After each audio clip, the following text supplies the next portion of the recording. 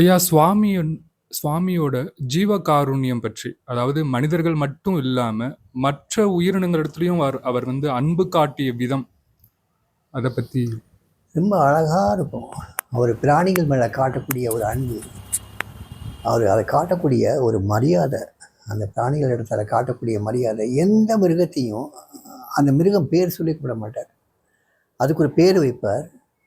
அவர் ஒரு பைரவரை வளர்ப்பார், அதுக்கு பேர் வந்து சாய்பாபான்னு வச்சார். அந்த சாய்பாபாவை கூப்பிட்றதே அழகாக இருக்கும். சாய்பாபா வாங்க சாய்பாபா, அவ்வளோ ஒரு மரியாதையாக. அதனுடைய பசி அறிஞ்சு அதுக்கு ஆகாரம் கொடுப்பார், அதனுடைய கவலையை அறிஞ்சு வந்து அவருக்கு வந்து ஒரு ஆறுதலும் கொடுப்பார்.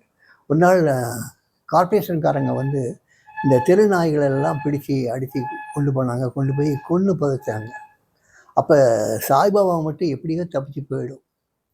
எங்கேயோ போயிட்டு சாமி தேடிட்டே இருப்பார், எங்கேயுமே கிடைக்கல. ஒரு 4 நாள் கழித்து அதாக தேடி வரும், புன்னமரத்தடிக்கு தேடி வந்துட்டு சாமி முன்னால் நின்று ஓன்னு கத்துது, அழுகுது. அது சாமி அதை உன்னிப்பாக கேட்டுட்டு, ஓ அப்படி பண்ணாங்க சாய்பாபா, ஓ உங்களை கொல்ல பார்த்தாங்க சாய்பாபா, உங்களை அடித்தாங்களா சாய்பாபா, இனிமே பயம் வேண்டாம் சாய்பாபா, இனிமே அப்பா பார்த்துக்குவார், நமக்கு இன்னைக்கு கவலை வேண்டாம் சாய்பாபா, கவலை வேண்டாம் அப்படின்னு சொல்லிட்டு அவர் பெருமாள் சாமியை கூப்பிட்டு, சாய்பாபா நல்லா குளிப்பாட்டுங்க அப்படின்னு சொல்லி சோப் போட்டு குளிப்பாட்டுங்கன்னு சொல்லி. சாய்பாபாவுக்கு எப்பயும் தண்ணி கண்டா பயம்.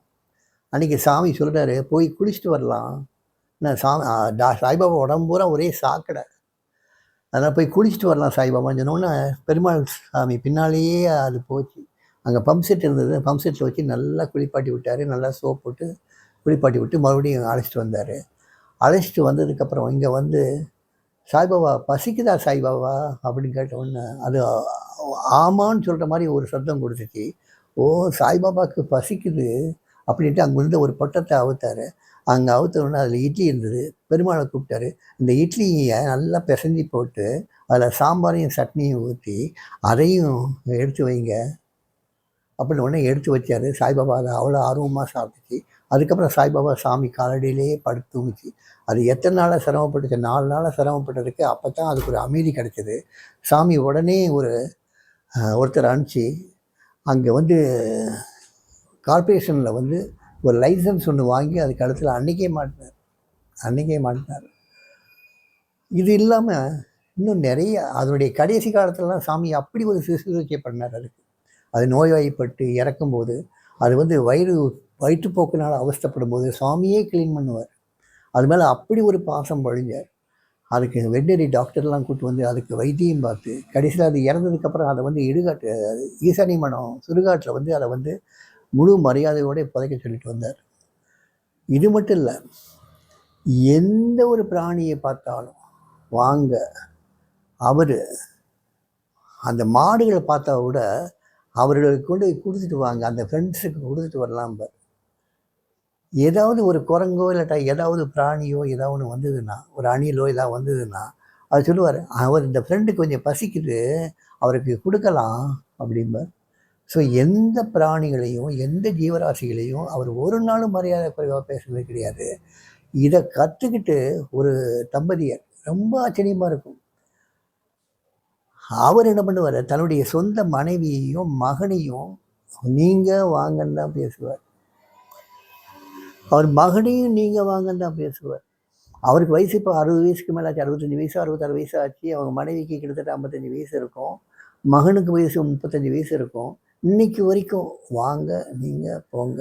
அவருடைய பேத்தி இருக்காங்க, 2 பேத்தி, அந்த பேத்தியையும் வாங்க போங்க இப்படித்தான் பேசுவார். தவிர்த்து மரியாதை குறைவாக யாரையுமே பேச மாட்டார். அதே பாணியில் மிருகங்கள் கூட அதே பாணியில் தான் பேசுவார். அவர் வந்தாரா போனாரான்னு. இந்த மாதிரி சாமி சொல்லி கொடுத்ததை கற்றுக்கிட்டு இருக்கிற டிவோட்டிஸ் இன்றைக்கி இருக்காங்க. சுவாமி வந்து ஜீவகாருண்யங்கிறத வந்து நான் ஜீவகாருண்யமாக இருக்கேன்னு காட்டினதே இல்லை, ஆனால் ஜீவகாருண்யத்தோடு வாழ்ந்தார். எல்லா பிராணிகள்கிட்டையும் அன்பு செலுத்தினார். எந்த பிராணிகளுமே அவரை துன்புறுத்தலை. அவர் மலையில் இருக்கும்போது சஞ்சாரம் பண்ணும்போது எத்தனையோ குரங்குகள் எத்தனையோ வானரங்கள் அவர் கையில் வந்து உணவு வாங்கிட்டு போவோம். அவரை ஒரு தொந்தரவும் பண்ணது கிடையாது. ஸோ எல்லா ஜீவராசிகளையும் அவர் ஒரு நாள் நானும் அவரை சாப்பிட உட்காந்துருந்தோம். யாரோ ஒரு அம்மா வந்து தயிர் சாதம் கொண்டு வந்தாங்க. அந்த இலைய போட்டு 2 இலையிலையும் வச்சாங்க. கட்டெருமை நிறையா உண்டு சுவாமியுடைய இடத்துல, சன்னதி வீட்டில். அந்த எறும்பு வந்து இதில் வந்து இலையில ஏறிச்சு. அந்த எறும்பை தட்டி விடாமல் அதுக்கு பக்கத்தில் தட்டினார் சுவாமி. தட்டினா அந்த அதிர்வை கேட்டு அது அப்படி விலகி போயிடுச்சு.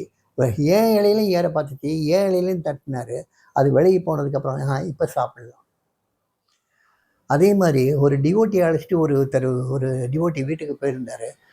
அந்த டிவோட்டி கையில் ஃபேனை கொடுத்துட்டு அவர் வந்து சாமி வந்து பின்பக்கம் போயிருந்தார், ரெஸ்ட் ரூம் போயிருந்தார். அங்கே ஒரே கொசுக்கள் ரொம்ப அதிகம், ரொம்ப அதிகம். ஸோ அந்த யார் கையில் விசிறி கொடுத்துருந்தாரோ அந்த விசிறியை வச்சு அந்த டிவோட்டி வந்து படன்னு கொசுக்களை அடித்து தீர்த்துட்டாங்க. அத்தனை கொசுக்களும் சேர்த்து கீழே விழுது. அவ்வளோ அடர்த்தியான கொசுக்கள் இருந்தது அங்கே. ஸோ எல்லாமே கீழே விழுந்தது. சாமி பின்னாலேருந்து வந்தார். வந்து பார்த்துட்டு கொசுக்களை பார்த்துட்டு, இவ்வளோ பெரிய நீ தான் கொன்னியா, நீ கொன்னுட்டியா இவ்வளோ பெரியும் அப்படின்னு கொஞ்சம் கோபமாக பார்த்தோன்னே, இல்லை சாமி நான் விசிறின சாமி, அது பட்டு அதான் இறந்துச்சு சாமின்னு சொன்னாங்க. ஆனால் சுவாமி ரொம்ப வருத்தப்பட்டார்.